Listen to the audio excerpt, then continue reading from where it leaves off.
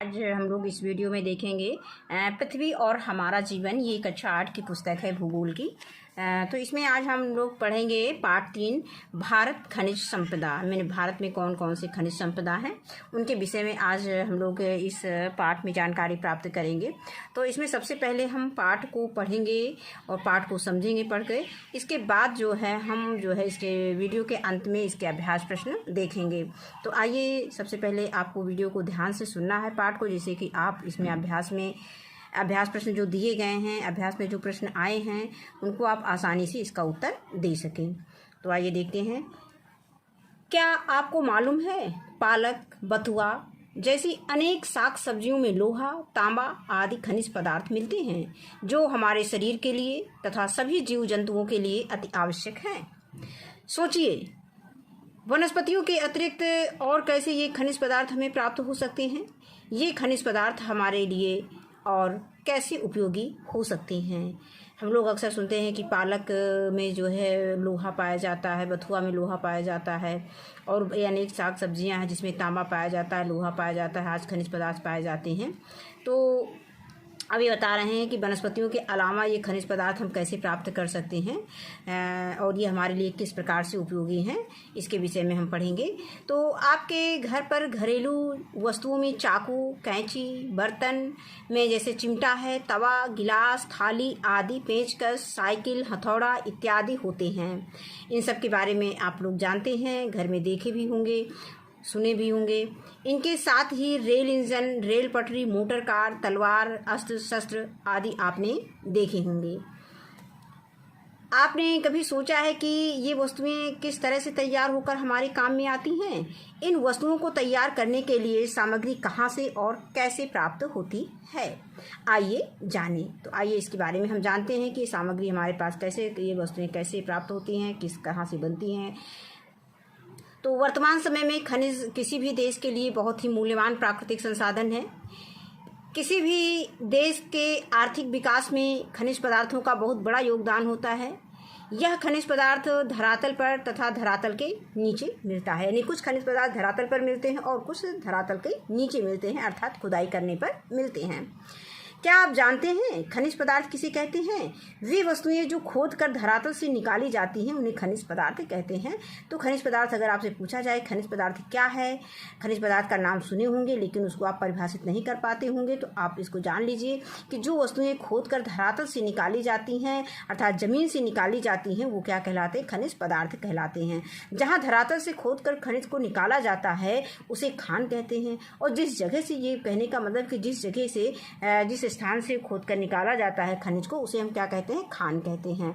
खनिज पदार्थ जिन कच्ची धातुओं से मिलकर बना होता है उसे क्या कहते हैं? अयस्क कहते हैं। उसको अंग्रेजी में ओर कहते हैं, ORE, ओर कहते हैं।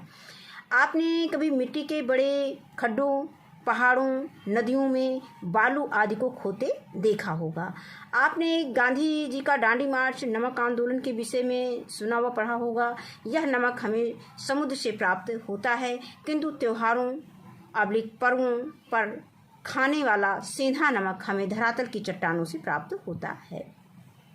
इसी प्रकार चाकू है, पेचकस है, साइकिल, चारा मशीन बनाने वाली लौह खनिज भी धरातल से प्राप्त होती है, यानी लोहा के विषय में बताया गया है। ये खनिज पदार्थ दो प्रकार के होते हैं, एक धात्विक होता है और दूसरा अधात्विक होता है। तो धात्विक में क्या क्या आता है? धात्विक में हमारा लोहा आता है, तांबा आता है, सोना आता है, चांदी आता है, एल्युमिनियम आता है आदि। और अधात्विक में क्या आता है? कोयला है, खनिज तेल है, अभ्रक है, गंधक है, पोटास आदि, ये सब अधात्विक में आते हैं। अब इसके बाद हम देखेंगे कि धात्विक खनिज पदार्थ। तो धात्विक खनिज पदार्थ के बारे में बात किया गया है। धात्विक खनिज पदार्थ जैसे लोहा दिया गया है, तांबा है, एल्युमिनियम है, बॉक्साइट जिसको बोलते हैं, मैग्नीज है, सोना है, चांदी है, जस्ता है, ये कहाँ मिलता है और इसका आर्थिक क्या महत्व है, तो इसको हम देखेंगे। तो लोहा हमारा जो है ये कहाँ मिलता है? झारखंड में मिलता है, उड़ीसा है, तमिलनाडु है, महाराष्ट्र है, कर्नाटक, मध्य प्रदेश, गोवा, तेलंगाना में लोहा पाया जाता है। और इसका आर्थिक महत्व क्या है? हर प्रकार की मशीनरी और कल कारखानों के निर्माण में काम आता है, उद्योग इसी पर निर्भर हैं। इसके बाद आता है तांबा जो है राजस्थान में पाया जाता है, झारखंड है, मध्य प्रदेश है, कर्नाटक है, सिक्किम है, आंध्र प्रदेश है। और इसका आर्थिक महत्व है बिजली की तार और मुद्राएं यानी जो सिक्के वगैरह बनाए जाते हैं, करेंसी जो बनाई जाती हैं, बर्तन, मशीनों के कलपुर्जे बनाने के काम में तांबा आता है। इसके बाद आता है एल्युमिनियम। एल्युमिनियम को बॉक्साइट कहते हैं। ये ओडिशा, गुजरात और महाराष्ट्र, झारखंड, छत्तीसगढ़, मध्य प्रदेश, गोवा, कर्नाटक, तमिलनाडु में पाया जाता है। इसका उपयोग वायुयान, बिजली के तार आदि बनाने के लिए किया जाता है। इसके बाद आती है बात मैग्नीज की। तो मैग्नीज जो है मध्य प्रदेश, गुजरात, आंध्र प्रदेश, कर्नाटक, गोवा, ओडिशा, झारखंड, राजस्थान, तेलंगाना और महाराष्ट्र में पाया जाता है। ये इसका जो आर्थिक महत्व है वो इस्पात बनाने, ब्लीचिंग पाउडर, कीटाणुनाशक दवाएं, ऑक्सीजन, क्लोरीन गैस, शुष्क बैटरीज और कांच का सामान बनाने के काम आता है। इसके बाद सोना। सोना जो है कर्नाटक, ये कोलार जिले में सर्वाधिक पाया जाता है। ये झारखंड में भी है, यानी कर्नाटक, कोलार जिले में सर्वाधिक पाया जाता है और झारखंड में। यह बहुत बहुमूल्य धातु है। यह आभूषण बनाने के काम में आता है एवं मुद्रा के रूप में भी प्रयोग किया जाता है। इसके बाद आता है चांदी। चांदी राजस्थान यानी उदयपुर में प्राप्त होता है। ये आभूषण बनाने के काम में आता है। जस्ता राजस्थान में प्राप्त होता है। इससे जो है बर्तन बनाए जाते हैं। बर्तनों, बैटरियों और छपाई में प्रयुक्त होता है। लोहे की चादरों पर जंग लगने से बचाने के लिए इसका ये काम में आता है। अब इसके बाद हम देखेंगे धात्विक पदार्थ कौन कौन से होते हैं। तो धात्विक पदार्थ में सबसे पहले लोहा आता है। लोहा को अंग्रेजी में आयरन बोलते हैं। लौह धातु आपके विभिन्न कार्यों में प्रयोग होता है। जब लौह धातु अन्य पदार्थों से मिली रहती है तब इसे लौह अयस्क कहते हैं। इसे ऊष्मा के प्रयोग द्वारा अयस्क से अलग कर लौह धातु के रूप में प्राप्त किया जाता है। लौह धातु को इसकी मजबूती के आधार पर मैग्नेटाइट, हेमाटाइट, लिमोनाइट और सीडेराइट प्रकारों में बांटा जाता है। विश्व का लगभग 1/4 लौह भंडार भारत में है। कर्नाटक, झारखंड तथा उड़ीसा उत्तम किस्म के लौह भंडारों में हैं। ये राज्य मिलकर भारत का अधिकांश लौह अयस्क का उत्पादन करते हैं। हमारे देश से लोहा विदेशों को भेजा जाता है जिससे विदेशी मुद्रा प्राप्त होती है। इसे मंगाने वाले देशों में चीन, जापान, दक्षिण कोरिया, हांगकांग, पाकिस्तान आदि हैं। अब इसके बाद आता है बॉक्साइट। एल्युमिनियम का बर्तन आपने अवश्य देखा होगा। यह बर्तन जिस अयस्क के द्वारा बनता है उसे बॉक्साइट कहते हैं। बॉक्साइट खानों से निकाला जाता है। इसे शुद्ध करने के लिए उच्च ताप पर गलाया जाता है। बॉक्साइट को गलाकर शुद्ध एल्युमिनियम छानकर अलग किया जाता है और यह एल्युमिनियम अपने हल्केपन, मजबूती, लोचदार तथा चमकदार होने के कारण विविध प्रकार से हमारे लिए उपयोगी हैं। जैसे वायुयान, विद्युत तार, मशीनों के कलपुर्जे, फर्नीचर, वाहन तथा बर्तन निर्माण आदि में इसका उपयोग किया जाता है। इसके बाद मैग्नीज के बारे में जानते हैं। यह एक महत्वपूर्ण खनिज है। इसका उपयोग लौह इस्पात यानी स्टील बनाने, ब्लीचिंग पाउडर, शुष्क बैटरी, चमड़ा, शीशा, माचिस आदि उद्योगों में किया जाता है। किसका? मैग्नीज का प्रयोग। मध्य प्रदेश तथा महाराष्ट्र राज्यों से देश का अधिकांश मैग्नीज प्राप्त होता है। यानी सबसे ज़्यादा मैग्नीज कहाँ प्राप्त होता है? मध्य प्रदेश और महाराष्ट्र राज्यों में प्राप्त होता है।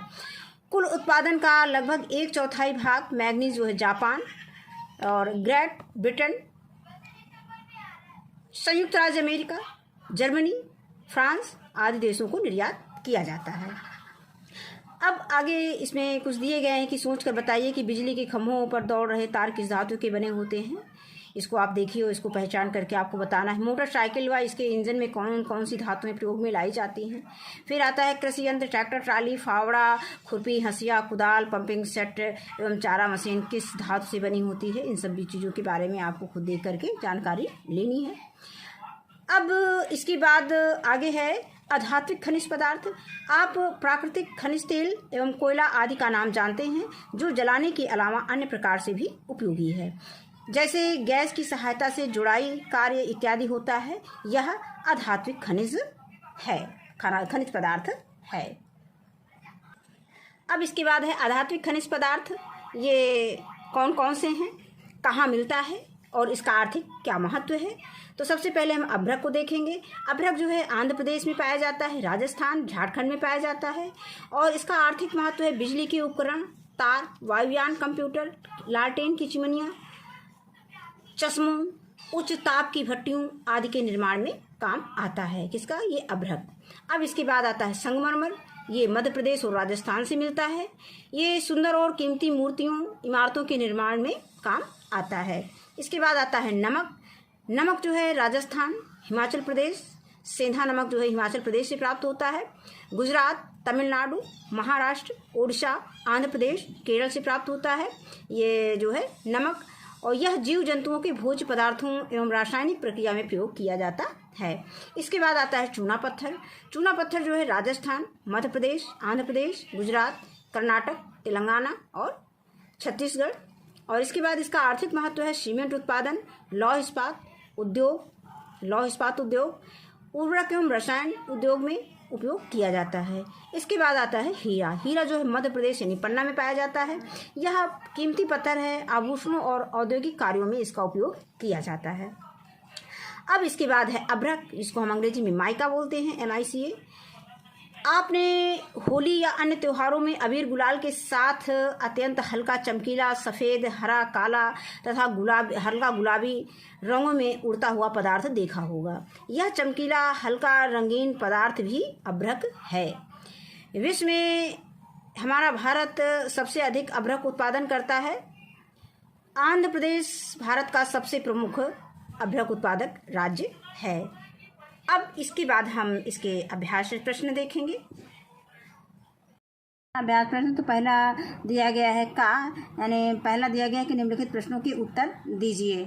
तो पहला प्रश्न दिया गया है खनिज किसे कहते हैं। तो इसके उत्तर में लिखेंगे कि वे वस्तुएं जो खोदकर धरातल से निकाली जाती हैं उन्हें खनिज कहते हैं। फिर इसके बाद है प्रश्न संख्या खा कि लौह अयस्क कितने प्रकार के होते हैं, उनके नाम लिखिए। तो इस उत्तर में लिखेंगे कि लौह अयस्क 4 प्रकार के होते हैं। उनके नाम निम्न हैं। Number 1 magnetite, number 2 haematite, number 3 limonite और नंबर 4 है स्यूडेराइट। इसके बाद प्रश्न संख्या 4 है कि भारत में मैंगनीज के 2 सबसे प्रमुख उत्पादक राज्यों के नाम लिखिए। तो इसका उत्तर लिखेंगे कि भारत में मैंगनीज के 2 सबसे प्रमुख उत्पादक राज्य हैं। नंबर 1 मध्य प्रदेश और नंबर 2 महाराष्ट्र हैं। और अगला प्रश्न आता है हमारे जीवन में एल्युमिनियम धातु का क्या उपयोग है। तो इसका उत्तर लिखेंगे कि हमारे जीवन में एल्युमिनियम धातु के कई उपयोग हैं, जैसे बर्तन, विद्युत तार, वायुयान, मशीनों के कल पुर्जे आदि बनाने के काम आता है। इसके बाद प्रश्न संख्या 2 पे आते हैं। तो प्रश्न संख्या 2 दिया गया है कि रिक्त स्थानों की पूर्ति कीजिए।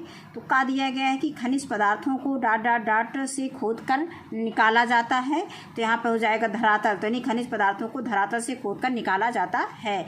इसके बाद है खा बॉक्साइट डाट धातु का अयस्क, यानी बॉक्साइट किस धातु का अयस्क है, एल्युमिनियम का है। तो यहाँ पर लिख देंगे एल्युमिनियम ये धातु यानी बॉक्साइट एल्युमिनियम धातु का अयस्क है।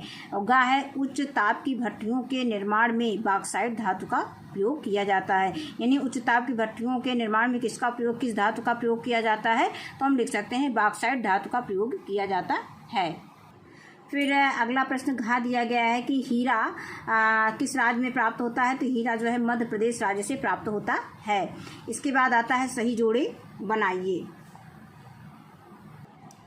तो इसमें संगमरमर को हम राजस्थान से मिला देंगे। इसके बाद आता है यूरेनियम को आंध्र प्रदेश से मिला देंगे। इसके बाद आता है सोना कर्नाटक से मिला देंगे। इसके बाद आता है अभ्रक को हम झारखंड से मिला देंगे। अब इसके बाद अगला प्रश्न दिया गया है कि सही पर सही का चिन्ह और गलत पर गलत का निशान लगाइए। तो नंबर का दिया गया है कि कोयला और अभ्रक धात्विक खनिज हैं, तो ये गलत है। इसके बाद आता है सेंधा नमक धरातल की चट्टानों से प्राप्त किया जाता है, ये सही है। इसके बाद आता है चांदी की खानें राजस्थान राज्य में हैं, तो ये सही है। फिर आगे आता है वायुयान निर्माण में एल्युमिनियम धातु का प्रयोग किया जाता है, ये भी सही है, सही का निशान लगा देंगे। फिर इसके आगे दिया गया है भौगोलिक कुशलताएं में दिया है भारत के अधिक मानचित्र पर निम्नलिखित खनिज पदार्थों के उत्पादक राज्यों को अंकित कीजिए। तो लोहा उत्पादन के 2 क्षेत्र, तो हम कर्नाटक लिख सकते हैं, झारखंड लिख सकते हैं। इसको उत्तर प्रदेश को भारत का मानचित्र ले लेंगे और उस पर कर्नाटक और झारखंड की स्थिति देख लेंगे और वहाँ पे दिखा देंगे। इसके बाद आता है मैंगनीज उत्पादन के 2 क्षेत्र, इसको कर्नाटक और झारखंड इस पर भी दिखा सकते हैं। इसके बाद आता है अभ्रक उत्पादक के 2 क्षेत्र, उसको आंध्र प्रदेश और राजस्थान दिखा सकते हैं। आगे आता है बॉक्साइट उत्पादन के 2 क्षेत्र, तो ये है गुजरात और तमिलनाडु। इस तरह से हम इन राज्यों को अपने भारत के जो रिक्त मानचित्र है उस पर हम इसको दिखा सकते हैं। तो ये पाठ हमारा यहीं समाप्त होता है। इस वीडियो में बस इतना ही। वीडियो देखने के लिए बहुत बहुत धन्यवाद।